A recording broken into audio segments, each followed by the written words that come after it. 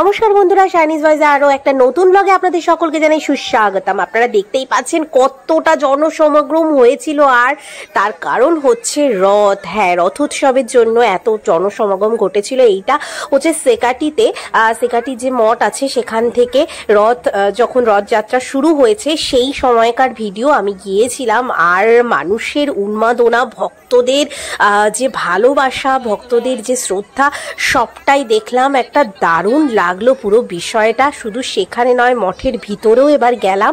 সম্পূর্ণটাই তোমাদেরকে এই ব্লগের মধ্যে দিয়ে আমি দেখাতে চলেছি। তো চলো শুরু করছি আজকের ব্লগ।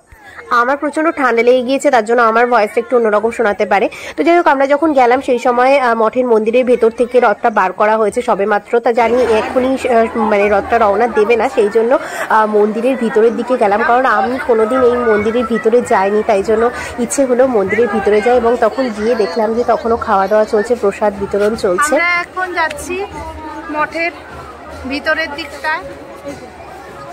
এই যে মঠ, আমাদের চাঁদপাড়া সেকাটি মঠ। এখন এখানে ভোগ প্রসাদ দেওয়া চলছে। ভোগ রয়েছে, ভোগ দেওয়া হচ্ছে। দেখুন কত পরপর কড়াইকে কড়াই চলে এসছে। আর কড়াইটা আপনারা একটু দেখুন, জাস্ট কড়াইয়ের পরিধিটা, কড়াইয়ের সাইজটা মানে সাংঘাতিক সাংঘাতিক। সারাদিন মানে কটার থেকে খাওয়া শুরু হয়েছে? ভোর 6টা থেকে চলছে। বাবা, এই কড়াই দেখেই তো আমি মানে অবাক হয়ে গেছি। হ্যাঁ, এই যে ডেচকিটা দেখুন, বাপরে সাংঘাতিক, কত বড়। মানে আমি জানি না ভিডিওতে কতটা বুঝতে পারছেন, কিন্তু এটা সাংঘাতিক বড়।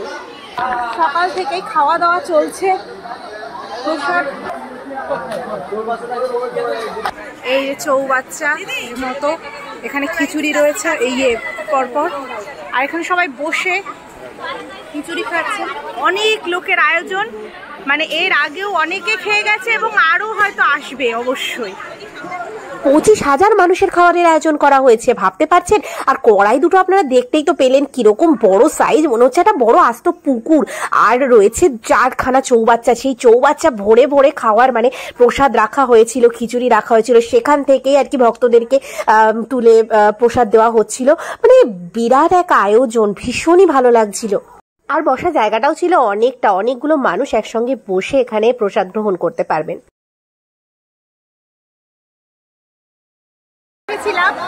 আর এই সবাই তো দেখলাম ভোগ প্রসাদ দেওয়া চলছে এখানে। তো আমরা কোনো রকম মানে টিফিন কারিও কিছু আনিনি, আর এখন বসে খাওয়ারও উপায় নেই। কারণ কি, যেহেতু রথটাও এখনই বেরিয়ে যাবে, সেই জন্য বেশিক্ষণ দাঁড়াচ্ছি না। অথচ মানে এখানে লোকের কত আন্তরিকতা, এখানে মানুষজনের আমাদেরকে কত সুন্দর করে গুছিয়ে খাবারটা দিলেন, একটা প্লাস্টিকে করেই দিলেন, কিন্তু খুব ভালো লাগলো এটা। এবারে চলে এলাম জগন্নাথ দেব, মাতা সুভদ্রা এবং বলরাম দেবের মূর্তির সামনে। এখানে এসে আরোই ভালো লাগলো, এত স্নিগ্ধতা। আর এখানকার মানুষের আয়োজন, আন্তরিকতা এত ভালো। আমি বলবো যারা এবছর আসতে পারেননি তারা অবশ্যই পরের বছর আসুন। আমরা যেহেতু ওখানে বসে খেতে পারিনি, মানে আমাদের সময় ছিল না, তার জন্য ওনারা আমাদের কত সুন্দর করে কত রকমের ফল গুছিয়ে দিলেন, একটা আস্ত নারকেল দিয়ে দিলেন, আর তারপরে খিচুড়িও সুন্দর করে একটা প্লাস্টিকের মধ্যে প্যাক করে দিলেন। মানে ওনারা বারবার বলছিলেন বসে খাওয়ার জন্য, কিন্তু সেটা আমাদের সময় ছিল না। তাই তো এইবারে ওইদিকে রথ ছাড়বে মনে হচ্ছে, আমরা এবার ওইদিকে যাব। শঙ্খধ্বনি শোনা যাচ্ছে।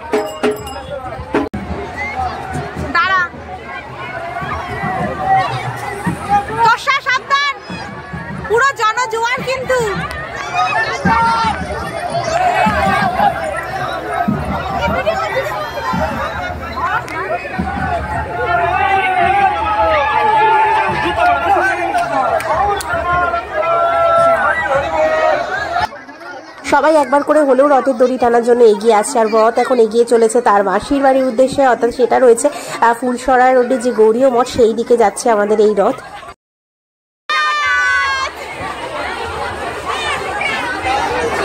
ঘুরে বেড়াচ্ছে, লোকের পায়ে পায়ে কান্নাকাটি, জুতো খুলে পড়ে গেছে, সব লোকে পায়ে এগিয়ে দিয়ে চলছে।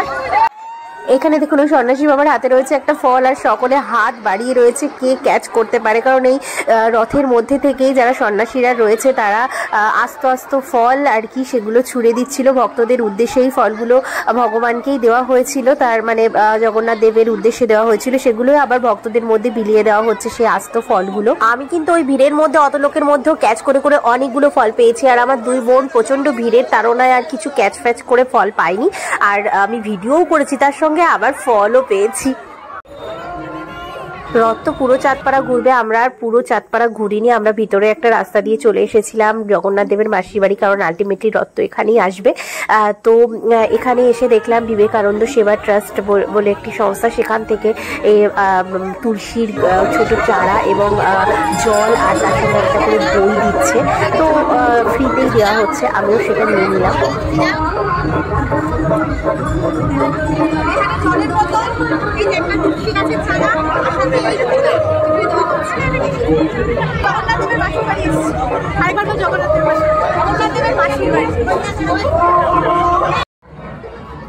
রথের দিন কিন্তু পাপড়া জিলিপি খেতেই বেশি ভালো লাগে, অন্য কোনো তেলে ভাজার দিকে আমার খুব একটা নজর যায় না। এটা ফুলসরা শ্রী শ্রী জগন্নাথ গৌরীয় মঠ, এখানেই থাকবে 7 দিন রথ। রথযাত্রা মূলত পুরীতেই শুরু হয়েছিল, কিন্তু তারপরে সেটা এখন বিভিন্ন জায়গাতেই রথযাত্রা হয়, কারণ জগন্নাথ দেব তো শুধুমাত্র একটি জায়গার মধ্যে সীমাবদ্ধ নয়, তিনি সর্বত্র আছেন। তো সেই ধারণাকে, সেই বিশ্বাসকে পোষণ করে এখন বিভিন্ন জায়গাতেই কিন্তু রথযাত্রা উৎসব পালন করা হয়। মূলত জগন্নাথ দেব তার দাদা বলরাম এবং বোন সুভদ্রাকে নিয়ে আর কি শহর ভ্রমণে বেরিয়েছিলেন, কিন্তু যাত্রাপথে মাসির বাড়ি গুন্ডিচায় তিনি 7 দিন ছিলেন, আর 7 দিন পরে তিনি ফিরে এসেছিলেন। সেই ব্যাপারটাকেই এখনো প্রথা অনুযায়ী পালন করা হয়। গুন্ডিচায় নিয়ে যাওয়া হয় রথের পুরীর মন্দির থেকে, ভগবানকে তুলে গুন্ডিচা মন্দিরে নিয়ে যাওয়া হয়, 7 দিন সেখানে থাকে এবং সেখান থেকে উল্টো রথের দিন পুনরায় ফিরে আসে। তো এখানে তো ব্যাপারটা, এটা পুরী নয় ঠিকই, কিন্তু এখানেও ঠিক নিয়মটা অনেকটা সেভাবেই পালন করা হয় সিকাটির মঠ থেকে। এইবারে এই রথ চলে আসবে এই গৌরীয় মঠে, ফুলসরার গৌরীয় মঠে, এখানের এখন সকলে অপেক্ষা করছে।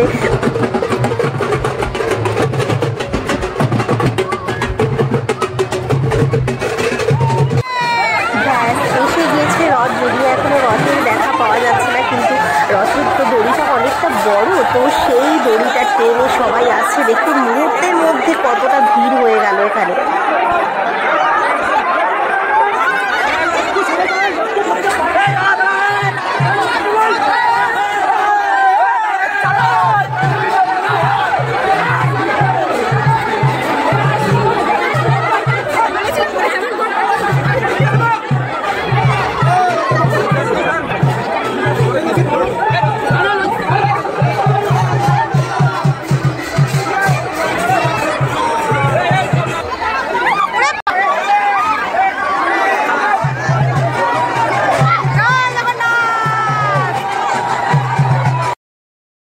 যাই হোক, অনেকক্ষণ ছিলাম, এবার আমরা বেরিয়ে পড়বো, সম্ভব হলে উল্টো রথের দিন আবার আসবো, কিন্তু প্রচন্ড রকমের। এই ভিডিওটা আপনাদের কেমন লাগলো আপনারা জানাতে ভুলবেন না। আমার তো ছোটবেলায় অনেক স্মৃতি রয়েছে, সেই ছোট ছোট রথ নিয়ে বেরোতাম, এখন তো আর ছোট নেই, বড় হয়ে গেছে। আপনাদের যদি নিজেদেরও এরকম কোনো স্মৃতি থাকে আমার কমেন্টস বক্সে শেয়ার করতে পারেন। আর বেরোবার পথে আরও একটা রথ দেখতে পেলাম, এটাও খুব সুন্দর ফুল দিয়ে সাজানো হয়েছে। আর এই ব্লগটা এখানে শেষ করছি। সকলে ভালো থাকুন, সুস্থ থাকুন, জয় জগন্নাথ।